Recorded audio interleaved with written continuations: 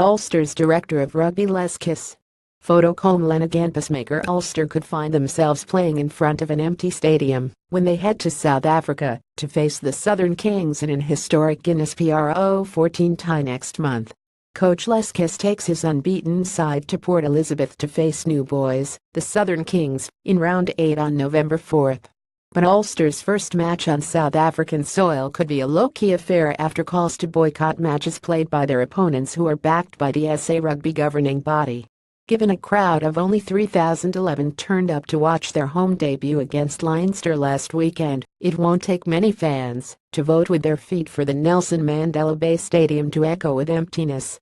Conversely, that could provide Ulster with an advantage of not having to contend with a partisan home crowd when they make the trip. The row surrounds a decision taken at a meeting of a group called the Rugby Transformation Coalition on Monday night for clubs and fans to boycott Southern Kings matches until SA Rugby hands back control of the franchise to the Eastern Province Rugby Union. The RTC spokesman in the Eastern Cape, Condakel Simpando, said their call was based on the fact they believe that SA Rugby is in breach of its own constitution by continuing to run the affairs of the union. Simpando said the call to our clubs and the Greater Eastern Cape community to boycott the Southern Kings matches was considered as the last option. However, we found ourselves without an option because of democratically elected executive is now being undermined and not allowed to run its affairs. We cannot allow that in our rugby.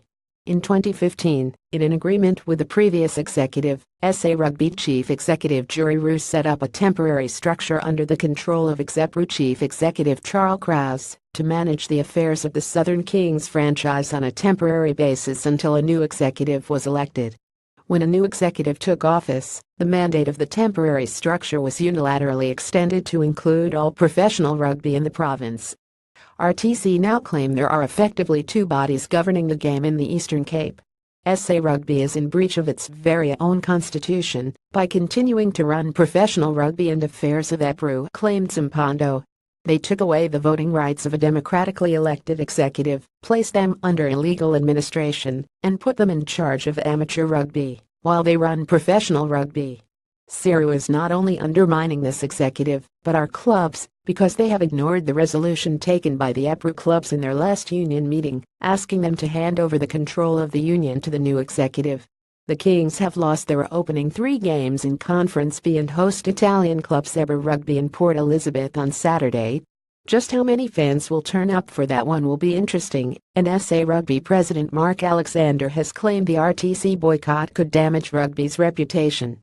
I am sure that the one thing the EP Rugby public wants above all else is a successful and vibrant Southern Kings team, of which they can be proud performing in the Pro 14, he said.